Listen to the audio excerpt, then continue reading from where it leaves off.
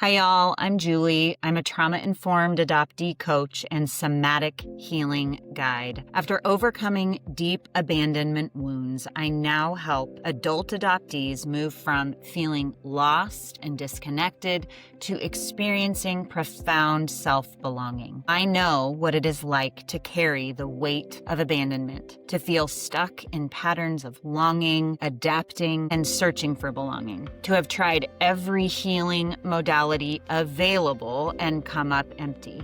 My own healing has taught me this. The answers aren't out there, they're buried within me, and I'm here to guide you home to yourself. The Resilience Project podcast brings voice, visibility, and validation to the parts of adoption society rarely names, but all of us feel. Through an trauma-informed somatic lens, I explore the lived experiences of the entire adoption constellation with a tender emphasis on the adoptee experience. This podcast goes beyond storytelling into soul telling.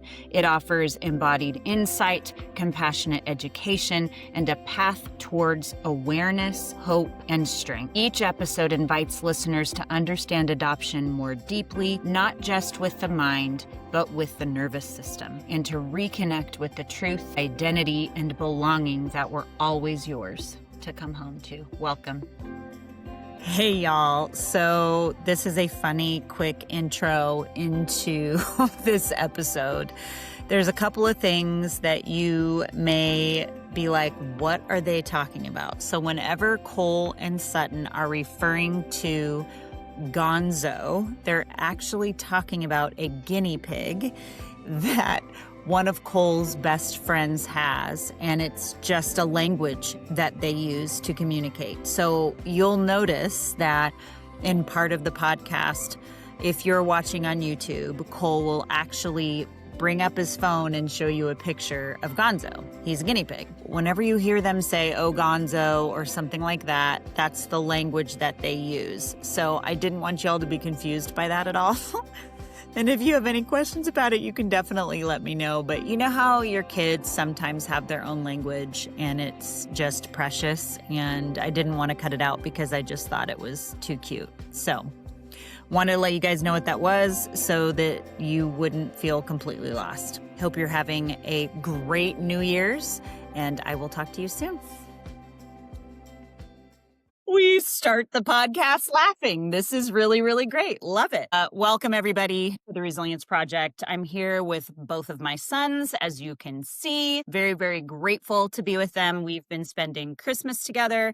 They were willing to go ahead and record this podcast episode with me because I really want to illuminate their experience and their understanding, because I think there's people out there that feel very much like they do. And the phrase that I believe, I don't remember who exactly did it, if it was Cole or it was Sutton, it was Cole, that came up was half adopted. That was something when we were in Italy together last summer that Cole actually said, you know, I never really thought of it until being here, something like that, that we're half adopted. And so we started the conversation then. And actually, it's been a little bit over a year since we last had this conversation. We did a live on Instagram. That was really fun. I'd like to give you guys an opportunity to introduce yourselves and say what's important for people listening to know about you, not as my kid.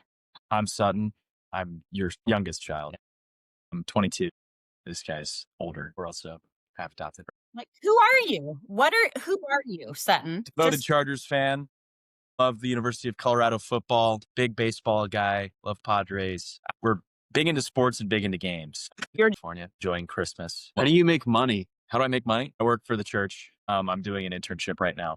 And it's a 15-month internship. I'm halfway through, I want to say. Well, more than that, because I've got probably 6 or 7 months left. And I don't mean to say it like that. I think I genuinely have around that time. But no, doing that. It's been fun working with the teen ministry. I'm in the Philadelphia Church of Christ, and I've learned a lot, and I'm getting a lot of better understanding of how to do ministry. And I think some cool things that I've learned is I get to observe and see what people do and then be like, okay, I don't want to do that. This is what I would actually do in this, and get to do ministry in a unique way that hasn't been done before. Hopefully. I love that. From your perspective, from all the things that you've learned. Sure. I love that. How do you make money? And who are you? Who are you? I'm Cole. I'm the oldest. I love the sports and games that he was talking about. I love to cook a lot, and that's how I would like to make my living. You're good at it, actually.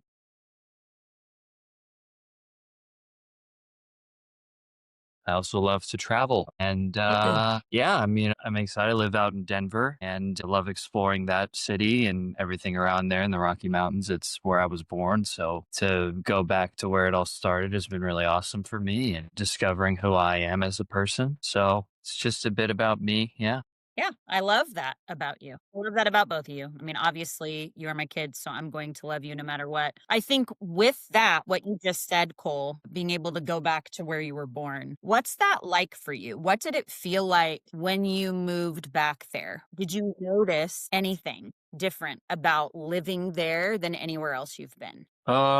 Think it felt like kind of felt like home when I'd lost home. Like I'd lost that feeling.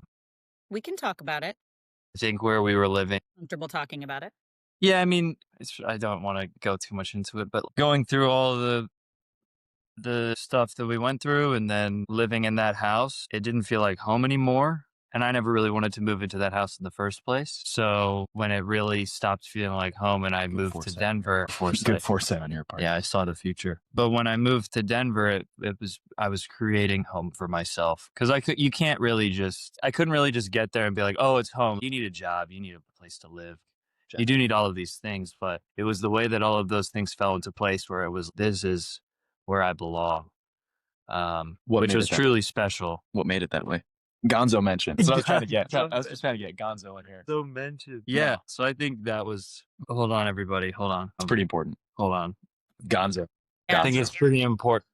Gonzo is important, actually. Yeah, in your no, life. it is. But I think we were preaching the gospel. Yeah. No, I think God really did make that happen, though. Yeah. So everything. I prayed for all of those things when I moved there, and for pretty much every prayer to be answered sequentially. Yeah. In the ways that it was truly, it was like, aside from him also blatantly telling me the first time I'd heard his voice in, man, I don't know how long. And the only thing he said to me was home. And I was like, well, if that's not a sign, I don't know what is. So yeah, I would say that's what's been so special about moving back there is it felt like everything fell into place for me to establish myself there again. I think I was only 6 months old when we left. Yeah, you were. And so I didn't really, it kind of felt like I didn't really get to experience. We would go and visit a bunch growing up, but to be able to truly experience it the way that I am now, it's been really special. So that. Yeah. And I will say, my audience knows about the divorce. I actually have talked. I know. All I'm saying is they know, so it's okay to actually talk about it.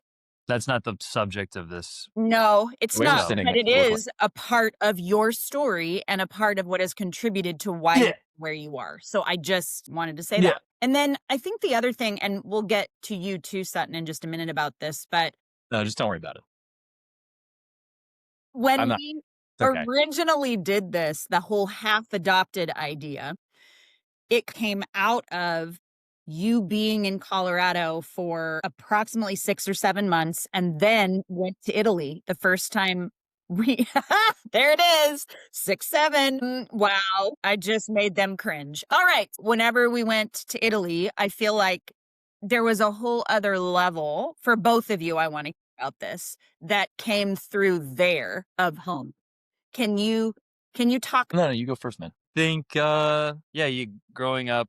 And for me, it's a little bit different because I have this love maps and geography nerd and cultures across the world. And so, yeah, just curious. Like, I've always been curious about how different people have lived, both in the past and now, and just how it affects now and everything. If you don't learn from the past, you're doomed to repeat it. And and growing up, I never had half of that. I didn't have half of an ethnicity, a culture to cling to. And then the one half that I did have was just overly Americanized. And you don't love our country? Yeah, I just think I love America, I love this country. But when none of us are authentically American unless we are Native American. Let's be honest. So, which I am. And you have some of that in you too. Yeah, and Yeah, I mean but ethnically, as in I like, know what you mean. Yeah. you know. And so all these people in this country have their ancestors are not from here unless they're Native American. That's my point. Mm-hmm. And so there's a culture to cling to here, and that's great. But there's African Americans, there's Irish Americans, and then there's Italian genres. Americans. There's all these things, and they all have this culture that they've brought over and have celebrated. And you bring these, for me, I love cooking. Bring these recipes that you make during the holiday times, or all these different kinds of things. And I never had that growing up. And the stuff that we did have was Swedish and Norwegian sometimes, which is awesome. And I love that culture too, but that's not our ethnicity. So it's a little bit harder to connect to, as awesome as it is. Well, I think even like growing up, we did that, but I never felt. It was just like, cool, these are But I never cookies. felt connected to it. I Yeah. never felt Totally like, get actually, that. I like, that's totally the hear thing, you. is, Yeah. yeah, we're doing all of this. This is fun. But then once we started learning about what our heritage is, and I think that every time I think about it, the one day we took all day to make Grandma Flo's gnocchi, I'm like, actually doing that, it felt different. There was a actual feeling to it. I'm not saying there wasn't making crumb caca and all those cookies for years. I will It's do that different. forever. It's It's a just great different. memory. It's very different. So yeah, I think, and I forget what the original question was, but Italy. What was it like on a whole other level? You felt yeah. at home in Colorado, but once you got to Italy, there was a whole other level, and you actually got emotional. And I'm sure you did too, Sutton, but I remember one specific instance when we were talking Yeah. with my mom and my uncle, and you were actually talking to your lovely, who wasn't your girlfriend at the time, Haley, but you were talking to her separately and came down after. But Cole got very emotional talking about it. And my mom and Uncle Dave were like, explain that to us, because they grew up with it. He didn't. So Yeah, I did feel deeply connected to that place. Everywhere I've traveled, I will spend my time there. And by the end of the time there, I go, yeah, this is great, but I'd like to go home. I did not want to leave. And I felt as though I could, live there someday. I felt as though I could implant myself in the culture and learn it and make it a part of me at some point. And I obviously wanted to do that, but it wasn't, or I want to do that, but it's not like I wanted to. Well, I didn't know what it was growing up. Like I didn't know I was half Italian. So there's no knowledge of anything. And I was just, I guess I'm just America. Cool. Well, especially with the way we were raised. Yeah. The way we were raised with our father kind of instilling that into us too much. The and not over indoctrination of freedom. Yeah, Which- well, it's not a bad thing. I Not a don't. bad I more think it's that he prevented us from fully thinking for ourselves without knowing. without even realizing. And that, it is what it is. And there's the level of So to be in Italy and like be somewhere that your ancestors walked, it's powerful. It's like, and that's how I feel going back to Colorado. It's like there is a biblical basis for that concept of returning back to where it all started, whether it be where you were born or where your ancestors walked or that kind of thing. What happened every time they did a census? Where did you have to go back to? your home. You had to go back to your home. To your hometown. So everyone's very biblical. And it's very, also what was it, once a year celebration where everyone went to Right. Jerusalem. Jerusalem. So it's like everyone goes back to home. Well, and I think that's the point, Cole, is that we didn't know what our roots were. Have a home. We Right. didn't know what that. And there's something really untethering about that. That word has become something that I've noticed for me. I feel so much more tethered now knowing what my culture is. There's something really powerful about that. But what people who aren't adopted don't understand is that they have that from the minute they enter into this world. From their womb, they have it. Right. And when I came into the world, I didn't have that. I was taken from that tether and became untethered from the beginning. And you guys, half of your experience was that because I didn't have anything to offer you. And I didn't know how important that was. Yeah. Even the other half, there wasn't really any tradition or anything. And I love my family. We love our family. The Brumley family is fantastic. But there wasn't really any. All right, what do we do for Christmas? What is this? What's the tradition? There isn't really any historical, I guess, tradition. We watch Elf. Yeah, but like we do Elf. We do these pretty things. good. Like, it's a fantastic. I'm not going to say it's not. And then the youngest opens presents first and we go in order. Right. And there is stuff. There is tradition. But I think what's different is there is no, I guess every family, well, not every family. I'm not going to make a generalization. A lot of people who are not adopted and have both sides. So very specific niche, but if they have both sides, they're going to have okay, this part of my family is this and this part of my family is this, and we know.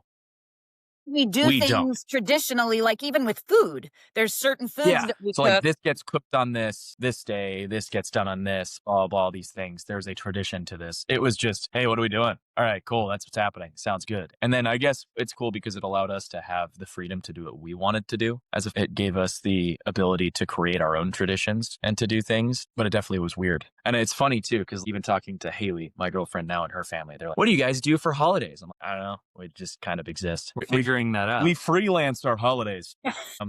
And yeah, and it's just funny because I like talking to them. Yeah, we make buffalo chicken dip on New Year. We do they have all these set traditions that they've done with their family for years that I don't really get. We adopted, I'm using the word very, very literally. We adopted traditions from my adopted past. That's what we did. Yeah, We adopted the crumb great. cup. We adopted that's what we did. And then there was other ones that your father had. But I think for you guys, there was part of you that felt that whole untethered feeling that I think we are just now beginning to gel and figure out. What is that like? Like even being in reunion now with my birth father, he's 100% Italian, and their whole family has been this whole tethered feeling to a culture. And you even, did a shout out to Grandma Flo, who's 99 years old, and how amazing it is that she's still alive and kicking, and she's got the spirit of Italian women. Come on. She's amazing. So even being able to have these connections, things that we didn't ever experience, has been something. There's people who have what I would call biological continuity from the minute they're born. You guys have not had that. And now you're experiencing that. And it can be a bit jarring initially, but then that is who I am. No wonder it feels jarring in that it was emotional for us. Man, Yeah. I remember being on the top of the Duomo and feeling, I don't want to leave here. Even though you were afraid of heights and did it. And I was so proud of you, but being at the top, we were emotional. Dude, that was rough, but so cool. And the freaking family from us. That was great. Yeah. No, I think, so it's crazy too, is I think God works really funnily, as we know. But one of my favorite video games of all time is Assassin's Creed 2.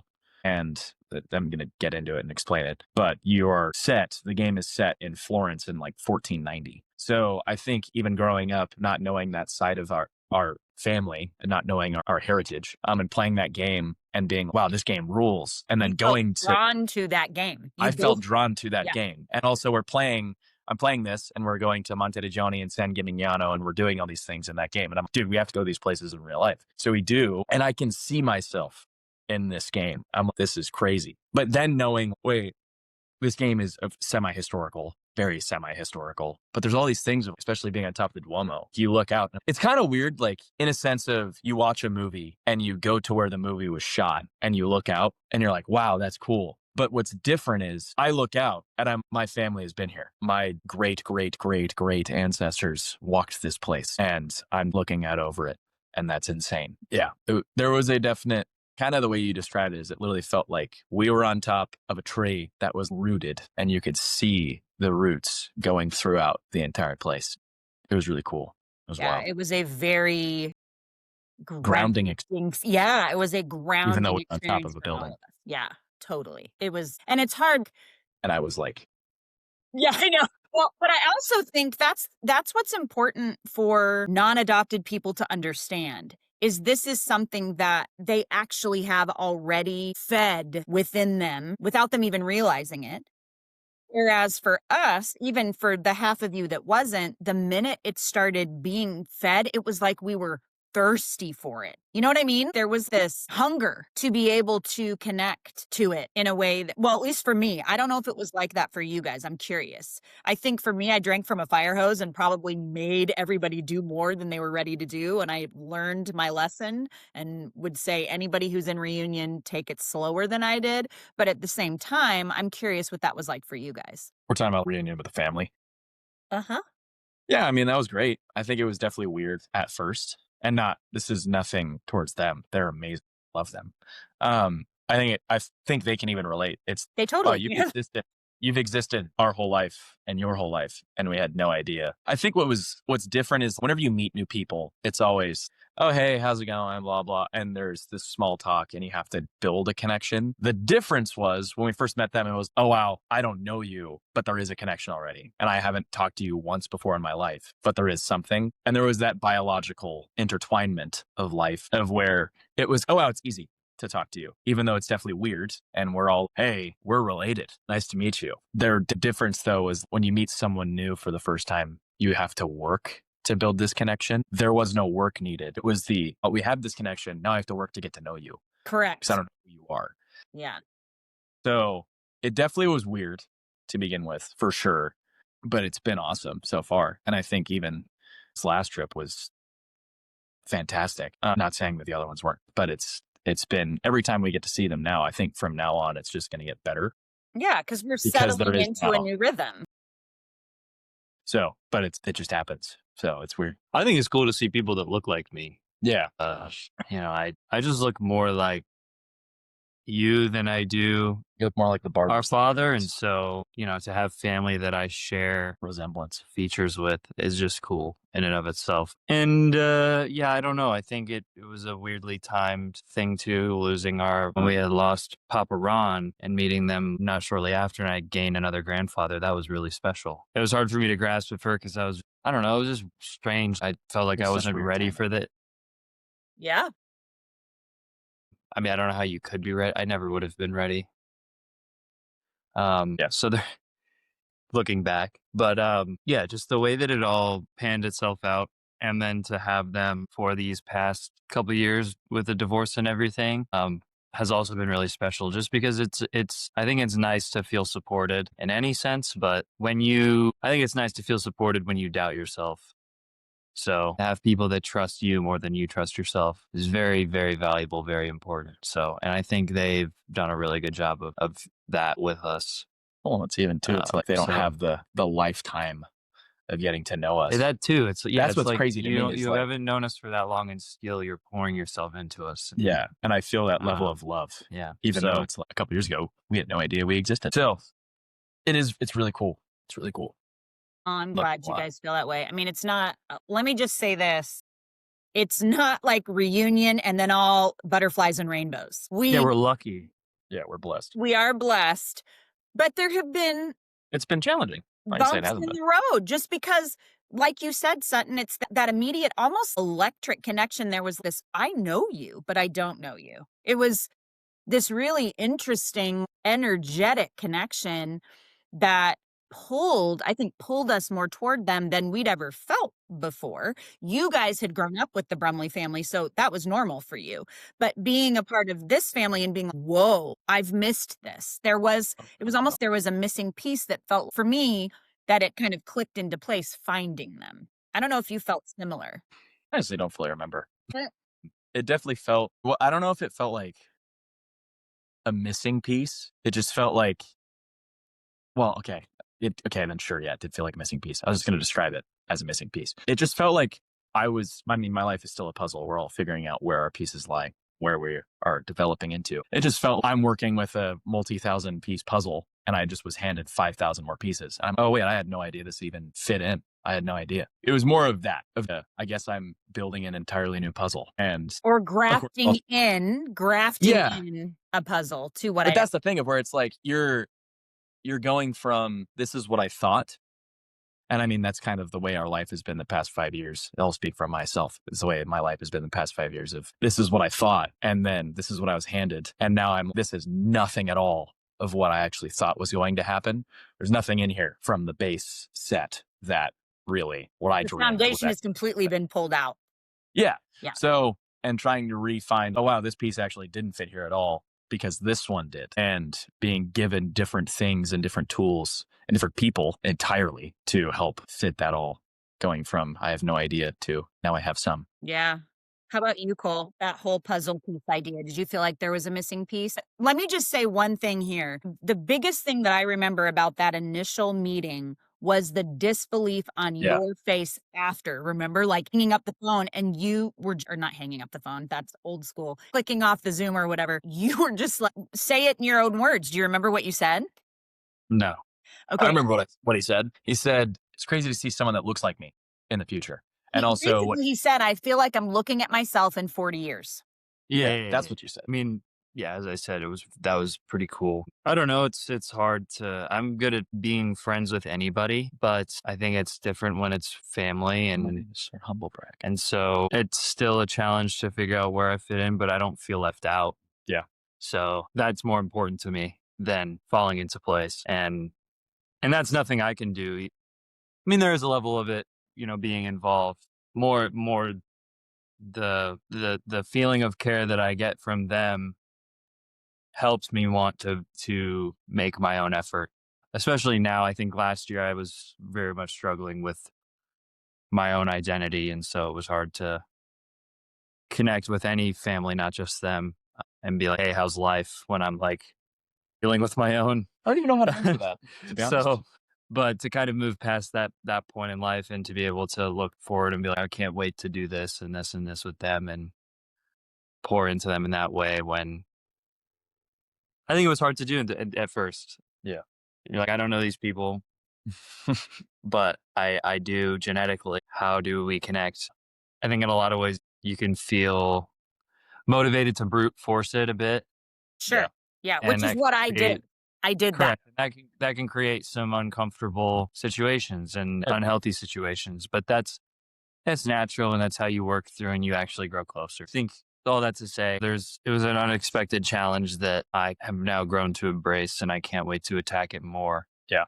Because I just think, I don't know, it's something I've wanted my whole life. And now that I feel capable of making my own effort to get to know them, it excites me. So, yeah. I think something you said too that's sticking with me in my brain. There's a huge difference with like what you said, everything going on and them reaching out and being, hey, we're here for you. I think the difference is too, and something that has been such a eye opener, but it's so different and something I've never experienced is getting a, hey, we're praying for you, we're here for you, blah, blah, all these things. And my initial, when you just get that from people, you're like, cool, thanks, appreciate it. And you disregard it. Not if you, it's the sense of you're just reaching out now because everything's going down. Cool. If you actually cared, you'd reach out outside of these moments. But it's from the family of, hey, we're here for you, blah, blah, blah, we're playing. Actually, from me, because now there is this connection that there wasn't before, it draws me in instead of being like disregarding as I usually would, because those people actually, not saying they don't care, but it's just they care in their own way that I don't care. No offense. Yeah. It's the love from the family of, hey, we're here for you. We're opening up our doors, blah, blah. And it draws me in more than now because we actually have a relation. And there is that difference of connection that we didn't have before. But now it leads me to be, oh, wow, this person that I've known forever, I actually would rather talk to these people that I haven't known that long, because this is an opportunity to strengthen and deepen the relationship, because there is initiation and there is care from them. And not saying there isn't from this person, but it's just there's the difference there of there's intentionality in it. Yeah. And I think there's something with that that's really helpful. So there's a couple of things that I want to focus on from what you both have said. I think this whole identity thing, Cole, you've brought it up a bunch, how you were trying to find your identity. And Sutton, you're in a lot of ways doing similar things in Philly. Do you think that everyone thinks about identity the same way? Or do some people get to move through life without really questioning it much? I think everybody questions it, let's be honest, but I'm curious your perspective, because with this piece, this whole half-adopted piece, how has that changed your way of looking at questioning identity? I think it hasn't changed much. Let me provide context. I mean, my identity is in Christ, and that doesn't change. So that's where I think that will never change. But I think my earthly identity, it's provided a lot of closure in a sense of, this is how God made me. Now I actually know what that looks like, and can go forward with that. But I also think it has provided me a lot more understanding on how to be all things to all people, because it gives me a lot, and everything that we've experienced the past 5 years of death with family and very close friends and separation, in multiple ways, from divorce and then in my own life with friends and past relationships. It has provided me a lot of life experience in the short 22 years of my existence I feel better do what I'm doing, which my job right now is ministry and ministering to people. It provides me a broader scope of meeting people where they're at, but also to be met where I'm at. It gives me a broader lens to get advice from people and to seek wisdom from people in more areas of my own life and my own walk through this puzzle. So it provides, I think, as Colburn was saying, a lot about identity right now living in Philly is seeking who I am and to seek this separation from control and try and becoming more of who I am and who God designed me. All of these things that have happened in sequential order, God is definitely opening up the playbook and is here. Like, we're going to do this. And I get to learn more about me in more areas that I didn't even think were there. Yeah. Or new were important for Yeah. you to understand. Sure. Yeah. So it's providing more identity, as you're saying. And as we're saying, it's providing more understanding of my makeup, of what my DNA is, how I operate, how I function through grief, how I function through high stress, how I function through normal day-to-day life. So, yeah. Thanks for that answer. How about you, Cole? I think it's helped me. I'm discovering my identity with independence, and there's no basis on anyone else or anything. Yeah. Or it's not influenced by any outside entity. Amen. And that's the beauty of it, is you discover all these different factors about yourself. You discover that your dad is not who you thought he was. And so you go, well, what if all this stuff that he taught me growing up is not who I thought he was, then what do I think? Yeah. And so you pair all of that together, and it for me, it motivated me to just start learning about myself with all of these things in mind, separate from anybody's view or perception or influence or what they think, or I'm not adopting any belief. I'm creating belief. Solid convictions. Yeah. So that's what's been really cool for me, moving back and having these friends in Denver that pour into me, and So true, Gonzo. that beautiful, beautiful guinea pig. But to just kind of be by myself, and be completely alone and independent. It's been really cool because I've been learning how to be alone. Yeah. And with that, you learn things about yourself that you never would have. Exactly. That's the name of my company. It's learning how to come home to yourself. Yeah. So it's biblical too. That's why it's been very special. Is my whole life I've been influenced by outside energies, entities, whatever, and based my beliefs and values around those. And it's when all of those fall to the ground, where are you gonna fall with them, or are you gonna stand back up and walk away and figure it out? Yeah. That's what's been very special for me. That's true. Well, I love that about both of you. You have, and this is honestly, I think something that I've seen is pretty genetic, if you will, as we lean into the hard. We just do what embrace the suck. Yeah. So true. So with that, what came to my mind, there's a couple of things. You had talked about fitting in, and I want to get to that in a minute, but have you noticed moments where other people didn't have to think about family or belonging or origin the way that we do? And what has that been like for you? Well, I think that's an interesting question, because I think everybody's life experience is different, and they all go through. One of my best friends is Puerto Rican, the father of Gonzo. His parents are very religious. I don't remember what sect it is or whatever, but you sure about that? And he had a weird upbringing, the opposite of me, where he had family and he was raised with this Puerto Rican culture and had all this food and different things, but they were so, I guess, they're so caught up in their own way of thinking they lost themselves and ruined what he thought was faith and family and whatever that kind of thing is. So now it's like a weird thing of him growing up and not really wanting to own that part of himself because of the way he was brought up. And so that's a difference where you have it, but then you grow up with it and you don't want it because of the way you were raised. Yeah. Whereas for me, I didn't have it, finally got it. And now I have to learn about it and cling to it and figure out who I am with it. Yeah. And so I see different, that's why I think everybody's walk is different, or everybody's experience is different. Cause then there's just the normal, I mean, my family does these things and I have all these grandparents. I never really think twice about it because, well, that's right. Yeah, it's normal for you. I don't know. It's everybody lives that way. Yeah, I don't have it, or in that way, but I'm not really jealous of it. I think that's wasted energy. So good job, Cole. Yeah, absolutely. So that's, I think, it's everybody's life is different. They all experience different things, and I'm not going to invalidate any of that. I was just curious how yours was different, and you described how it was different. So same with you. Have you ever noticed moments where other people didn't have to think about family belonging origin the way that you have had to think about it? So at first I didn't really have an answer to the question because I don't pay attention. It's also, I'm the worst person to ask. I don't remember what happened an hour ago. So I think what I'm going through now and what my brain's picking through is, it's not that I don't remember, it's I never paid attention. In a sense of what you're saying is, I also feel like we surrounded ourselves with people who, well, we surrounded ourselves with everyone. I could tell you 15 different friends that none of them are the same. And I think it's interesting looking at who my best friend is now. He's Cuban Venezuelan, and he grew up with his parents and his brother and all these things, and his grandparents lived the floor above him. He loves his culture and loves his family and all these things. But then also we go to Seth, who's so white. But then you look at his family situation and his walk.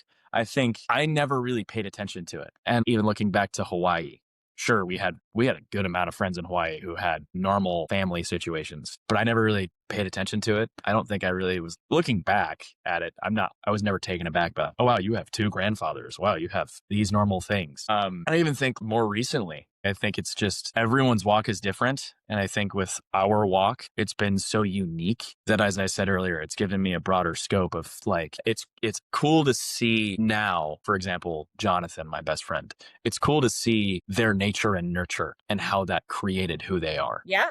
And Seth, their nature and nurture, and see how that created who they are. And not looking at it, because everyone's different. Everyone's family situation is going to be different. It may look perfect on the surface, but when you get to know it, you're like, oh, wow, everything, it's very different with, as you're saying with Josh, it's so different. But I think what's cool is the uniqueness of our situation has provided us a broader understanding and broader scope of how to love people differently and how to accept and to be accepted. Yeah. From people with different walks of life. Less mental, maybe? Yeah. But even with that, I as I said, to answer the actual question, I never paid attention to it, to be honest with you. It never was something. I think there was one instance specifically when we were at camp where I remember you guys realizing how it had impacted you, because what if I didn't exist? What if abortion actually happened? If she attempted to abort me twice, you wouldn't be here. And so there was that realization for you. That's the thing that popped into my head of, oh my gosh, yeah. Well, and I think even with what we've talked about multiple times is, so the abortion, if that went through, we wouldn't be here. If the miscarriage before me didn't happen, I wouldn't be here. Yeah, potentially. There's things which sad, of course, I have a sibling in heaven, but it's the aspect of if that didn't happen. And then also the other things that we've learned recently. Right. Other things with before he was even alive and then during his aliveness. There's all these things of these crazy, crazy situations that definitely are, wow, how in the world do we exist? And I don't know what the right word is, you're pretty darn good humans. Know what I mean? In my opinion, of course, you're my children and I'm biased, but you are. Biased. So, but the other thing that comes to my mind as you were talking is, do you think that my adoption experience, I know this answer, I want to hear from you, has shaped how I parent you? Yes. Or how our family talks, even about emotions? I'm just curious. That's a funny specific thing to say. So yes, drastically, because at the beginning it was just, you exist, cool. And now it's much more, because you've learned more about yourself. It's much more. So tell me about that. Let's open up and let's explore. What does that look like? Where are you feeling that? And beforehand, it was just, you're feeling something, scold that. It's true. Or you did something. I apologize. Or you did something, scold that, spank that. Or you're happy, go play Legos with your brother. Go enjoy that. I'm going to go do my own thing. And I know you've apologized. You don't have to. I'm thankful that we're together. Because as I've told you, if one of us was either an only child, I think he would have fared better than me. I don't think he would have really cared if he was an only child. I would have. Well, you would have, but I think it would have affected me a lot more in the sense of, there was so much going on. I'm glad I had you. I think you would have connected with other people, but also you would have been, well, in that sense of, I think you would have just been fine playing Legos by yourself.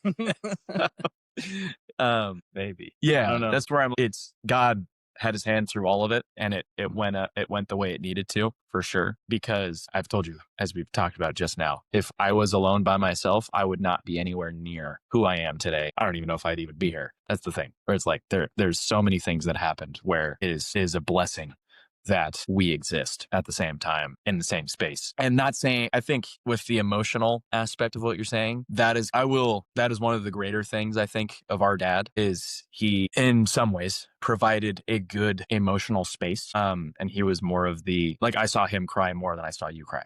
I mean, I think that's valid because I was afraid of emotions for a long time. So that's where it's like, I think that provided me as a man the space to feel safe in my tears. So I'm thankful for that.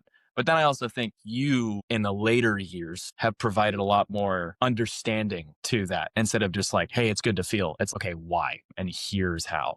As I said, God's hand has been in all of it and it's guided it perfectly. And I think at the beginning, it gave us the blissful ignorance to be children. And now it's given us the understanding to be adults. So there's a bar. Yeah, I think it's just been, there's a lot of validation and encouragement, and nothing is ever felt shot down. So I just think your experience has fostered that kind of. Are you saying from her? Nothing's been ever shot down? Me. Yeah. Okay. He said, yeah. I asked my parenting. I asked Yes.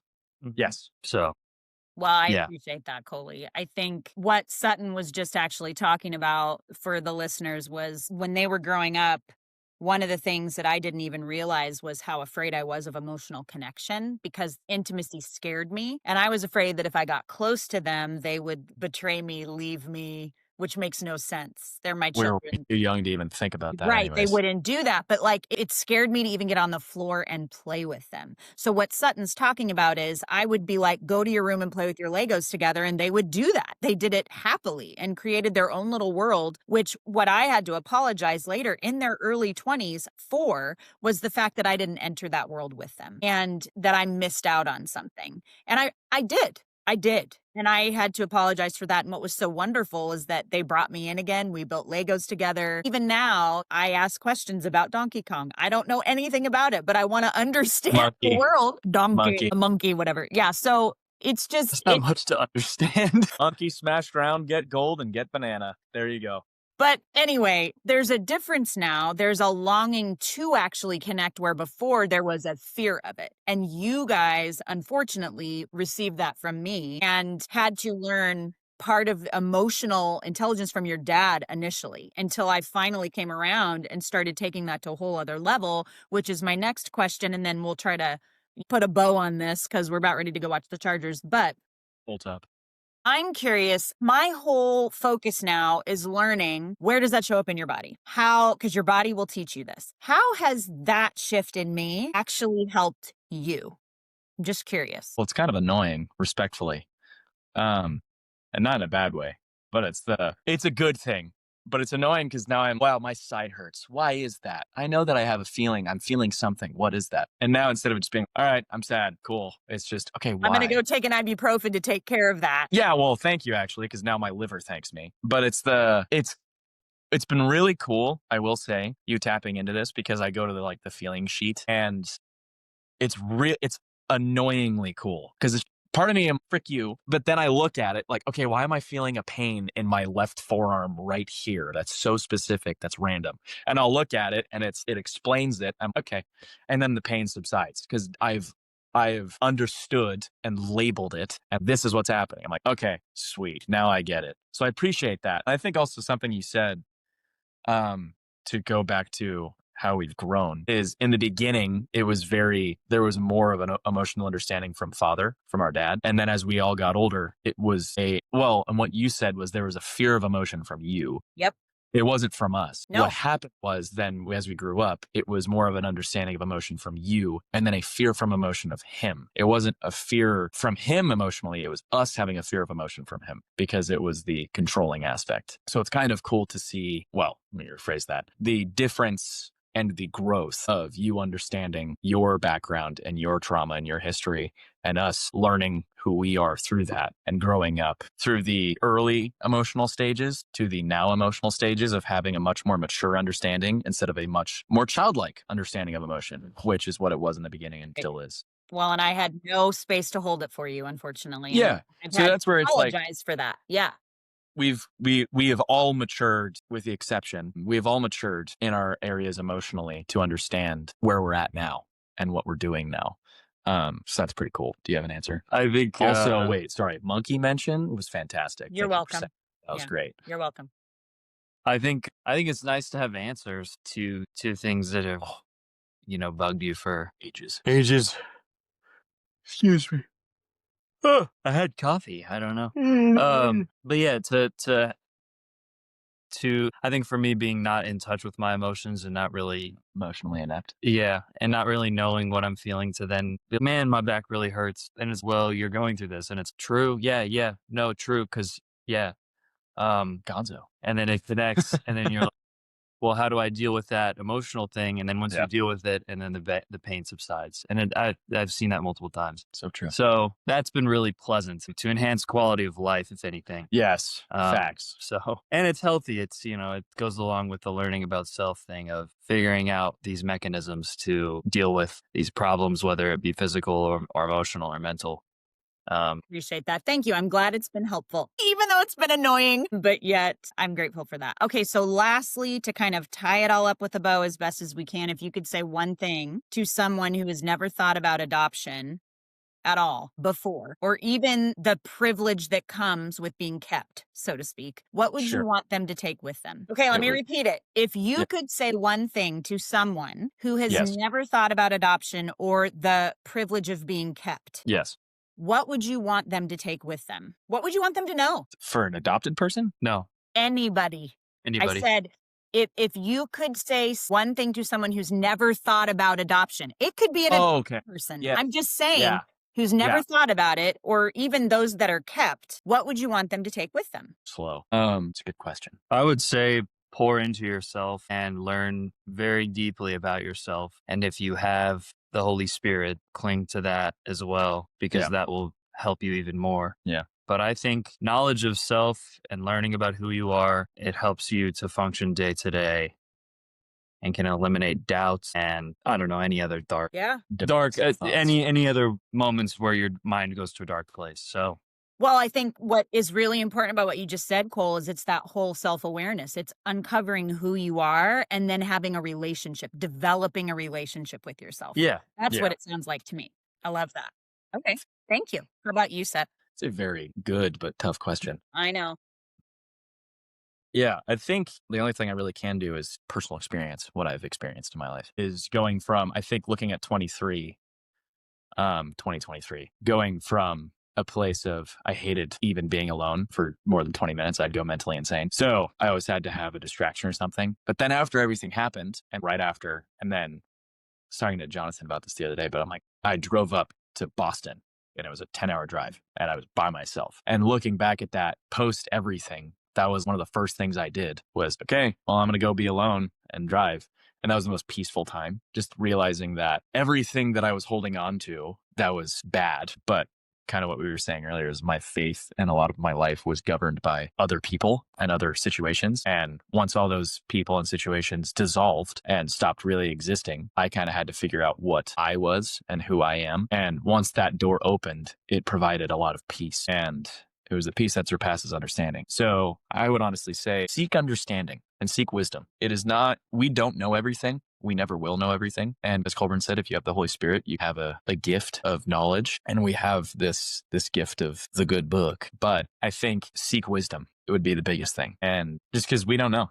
And especially if you have questions about adoption, because I wasn't adopted, we weren't adopted, but there is this level of understanding that we have because you were. And I think that it is a thing that affects a lot more people than people really think. So there is that level of, wow, this is actually a real thing that I don't know. So seek wisdom, seek understanding about it. I think the biggest thing that one can do as a human is to seek understanding. Yeah. So, and that is about everything in the world, but primarily about who you are. Try to understand how God designed you or how you were designed. It's the most important thing, because once you do that, then you can really give and love and understand others in a way that you never thought. So I appreciate that. And I very much agree. You both said very similar things, but yeah, in different ways and in your own unique ways. And I really appreciate that. So guys, thank you so much for spending time with me today, even though you've been thank you. a really long time. No, really. Thank you. No, Gonzo. Right. But you guys are the best. And Well, I really appreciate your time. I really appreciate you taking it to answer these questions. That's helpful for me. And I know that it helps our relationship even more. And so thank you. I appreciate you. Yeah. You're welcome. Of course. All right, let's go watch Peace. football. We're Go gonna go Chargers. Chargers. Go Bolt Chargers. up. Bolt up. Bye, y'all. Love you. Thank you so much for listening today. And if you have hung on until the end, I know this is a longer podcast than normal, but I felt like it was important to keep as much of our conversation as I could so that y'all could hear what it was like for my sons in their experiences being half adopted. So as always, you can find me on any of the socials if you have any questions. If you want to know more about the programs that I offer, please go ahead and DM me and I'd be more than happy to communicate and chat over the DMs. I love voice memoing, so go ahead and send me a voice memo. And if something really resonated with you, go ahead and drop podcast in any of those DM messages and I'll send you a resource that could help you today. Hope you have a happy new year and I look forward to seeing what this year brings. Happy 2026. Peace.